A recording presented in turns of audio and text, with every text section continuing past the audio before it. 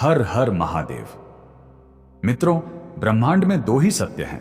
एक वह जो आंखें बंद करके देखा जाता है यानी शिव, और दूसरा वह जो आंखें खोलकर जिया जाता है यानी शक्ति।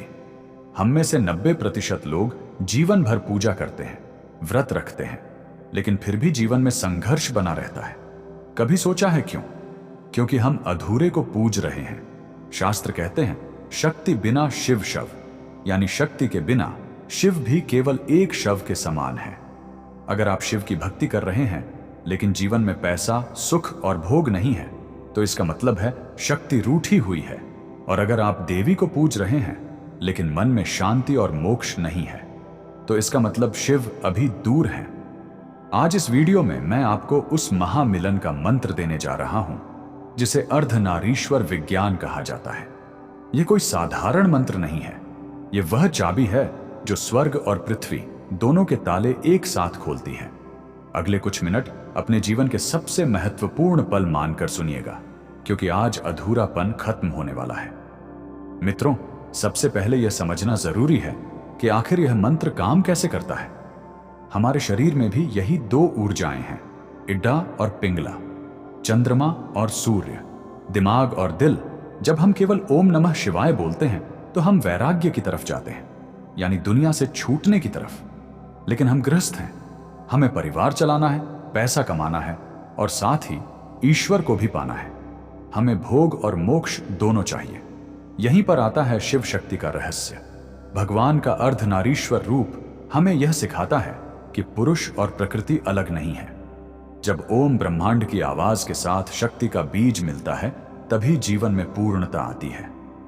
आज मैं जो मंत्र आपको बताऊंगा वह आपकी कुंडली के चंद्रमा मन की शांति और शुक्र धन और विलासिता दोनों को एक साथ ठीक कर देगा। क्या आप तैयार हैं उस ध्वनि को सुनने के लिए जिसने ब्रह्मांड को रचा है? तो वह मंत्र है ओम ह्रीम नमः शिवाय। ध्यान दीजिए, यह सामान्य पंचाक्षरी मंत्र नहीं है। इसमें एक शब्द जुड़ा है, ह्रीं। तंत्र शास्त्र में ह्रियों को भुवनेश्वरी बीज कहा गया है। भुवनेश्वरी यानी इस पूरे भवन संसार की मालकिन। ह्रीं माया है, ह्रीं आकर्षण है, ह्रीं शक्ति है, ह्रीं चुंबक है। जब आप शांत शिव नमः शिवाय के साथ शक्ति रण को जोड़ देते हैं तो क्या होता है? शिव जो समाधि में बैठे हैं वह आंखें खोल देते हैं, क्योंकि शक्ति ही शिव की समाधि तोड़ सकती है। इस मंत्र का अर्थ है, मैं उस शिव को नमन करता हूं जो शक्ति के साथ युक्त है। जब आप इस मंत्र को जपते हैं तो आप महादेव से कहते हैं, हे प्रभु, मुझे केवल शांति नहीं, मुझे शक्ति भी चाहिए। मुझे केवल वैराग्य नहीं, समृद्धि भी चाहिए। और यकीन मानिए, महादेव अपने इस रूप की पुकार कभी अनसुनी नहीं करते। अब बहुत ध्यान से सुनिए इस मंत्र को सिद्ध करने की विधि, क्योंकि बिना विधि के किया गया कार्य फल नहीं देता। इस मंत्र के लिए सबसे उत्तम समय है प्रदोष काल, यानी सूर्यास्त के समय शाम 6 से 7:30 के बीच। क्यों? क्योंकि यही वह समय है जब दिन और रात मिलते हैं, शिव और शक्ति मिलते हैं। आसन और दिशा, पूर्व ईस्ट या उत्तर नॉर्थ दिशा की ओर मुख करें। आसन ऊनी होना चाहिए, क्योंकि ऊर्जा को जमीन में जाने से रोकना है। माला इसके लिए रुद्राक्ष की माला सबसे श्रेष्ठ है। लेकिन अगर आपके पास स्फटिक की माला है तो वह सोने पर सुहागा है, क्योंकि स्फटिक शक्ति का प्रतीक है और रुद्राक्ष शिव का। मानसिक न्यास सबसे जरूरी। जाप शुरू करने से पहले आंखें बंद करें।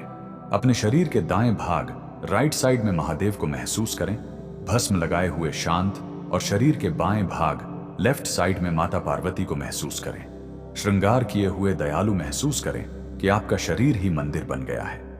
जाप संख्या कम से कम 5 माला या 11 माला शुरुआत आप किसी भी सोमवार, मंडे या शुक्रवार, फ्राइडे से कर सकते हैं। इस मंत्र को लगातार 21 या 41 दिन जपने के बाद क्या बदलाव आएंगे? पहला बदलाव, आपके चेहरे पर एक अलग तरह का तेज ग्लो आएगा। यह ह्रीं शक्ति का प्रभाव है।